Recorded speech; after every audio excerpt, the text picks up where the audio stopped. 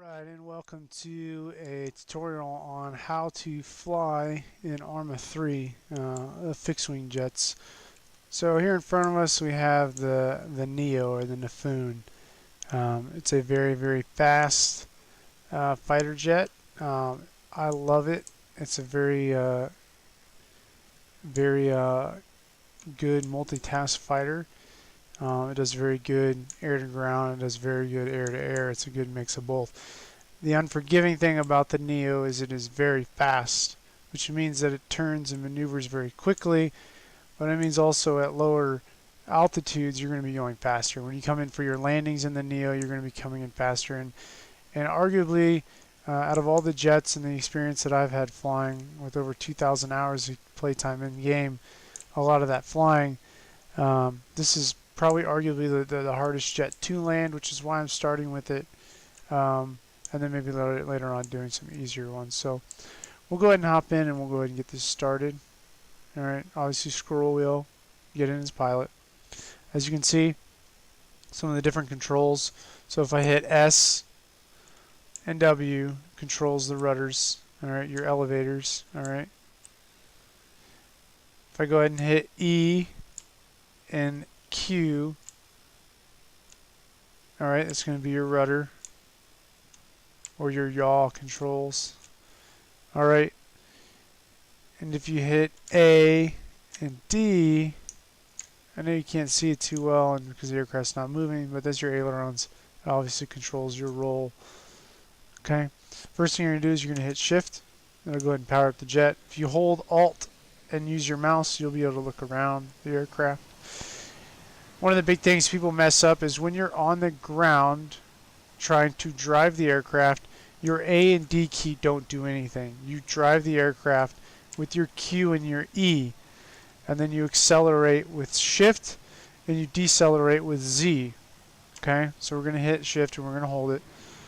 Okay, ideally you want your flaps down for a takeoff. Alright, we'll go first person for this, kind of get a cool aspect. Alright, so here I am at about 45 kilometers an hour. You won't be able to turn anymore. So you can see I can still turn and maneuver using my E and Q key. Alright, just to turn the aircraft around if I need to. And then Z slows me down. And shift speeds me up. So we're going to go ahead and go for a takeoff here. Alright, so we're just holding shift, holding shift. You want to pull back. Earliest is 140 kilometers an hour. But as long as you've got, room. We're here at the Salt Flats, so you got the most room out of anywhere to take off. It's the safest place. But all you have to do is pull back on S. Go ahead and go back. I'm going to third person. You hit G to go ahead and stow your gear. Alright, and now you're just up in the air, okay? Usually in the fighter jets, I'll fly exclusively keyboard with some refined movements from the mouse when trying to strafe targets. Okay. This tutorial isn't so much about ground target attacks and whatnot, so we're not going to really go over that too much. We'll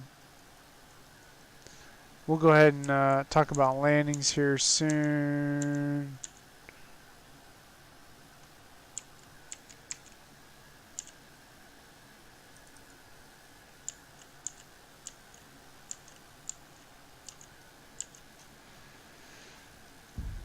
And we're a hit. Alright, anyways. Alright, we're going to come back for a landing, okay? So I'm coming in for landing. First thing I'm going to do is I'm going to mark the edge of where I want to land. When I'm doing salt flats, I like to land in here. Okay, and that's going to be my touch point. That's where I'm going to aim for to put my wheels down, okay? So I'm going to go back to cannon, okay? I'm already kind of going slow, so let me fly around a little bit and, just... There's my target, 7.6 kilometers out. I'm going to go ahead and just bank left. Alright. I'm going to go ahead and line up with that target, okay? Do refined movements once you've leveled off with your E and your Q, okay? And make sure that your direction of flight is not, it's in a path that makes sense, okay? So I'm a little too far over. So I'm going to come down here, and then I'm going to come back left. Okay. All right. So I'm fairly confident I'm on target, okay? I'm about 400, that's where you want to stay, about around 400 kilometers an hour, okay? I'm going to go ahead and drop our gear. We never raised our flaps, but if we did, we would lower them now. All right, I'm going to start to burn some more speed a little bit by holding Z. Okay, I'm coming in, and then I'm good right here, okay? You want to start to pull up. You know, you're at 350 kilometers an hour. If you start losing altitude, just pull up, okay? There's no need to speed up here, slow down, okay? Now you are over an area where you can land. Okay, so you want to start to nose down. Okay, pull back and then hit Z. Okay, so you're going to keep doing that. You're going to pull back while holding Z, just ever so slightly. Stop holding Z and touchdown. Hold Z. Okay, so let me kind of explain what just happened there. So as you come in, you're going about 350 kilometers an hour. You're going to get over a flat area. Okay, the salt flat's the easiest place to practice at, or you know, the VR. All right, you're going to come in for your final approach. Okay, you're going to be about treetop level. Okay, you don't need to speed up unless you're about to hit the ground, and there's no need to slow down at that point. Just keep a nice steady, about treetop power line level altitude. Okay, you're going to start to kind of pull back, all right, because as you maintain that height, your airplane's going to want to kind of drop a little bit. So you're going to pull back on the stick. It's going to naturally raise the nose, and it's going to lower your speed. All right, as it lowers your speed, you're going to drop more, okay? If that becomes an unsafe feeling where you feel like you're going to smack the ground, give it a little bit of gas. Not a lot, give it a little bit. But ideally, you're coming in with your back wheels first. Okay, with this aircraft, it's very important that you hit back wheels first. Some other airplanes, you can hit all three wheels. It doesn't matter. But this one, you want to hit back wheels first. So how you do that is you want to lean back. All right. Well, if you're going to lean back in the aircraft and pitch the nose up, the aircraft's going to naturally want to pull up. All right. It's going to lose some speed, but it's going to want to pull up off the ground. So to counter that, you want to balance it by decelerating or air braking with your Z. As you saw when I hit Z, it was an air brake was deploying out of the top of the aircraft. All right. So you want to balance that speed with your altitude. So you're pulling back while you're tapping Z, and you're just trying to balance that out. If you're pulling really far back and then you start to just drop and you feel like you're going to slap your tail, give it a little boost of speed real quick with shift and kind of drop the nose and try to recalculate. Ideally, you want to set your aircraft in a pitch that makes sense with your wheels touching first, and then just kind of tap on Z. And if Z feels like it's coming down too fast, pull back a little bit harder and then kind of balance it.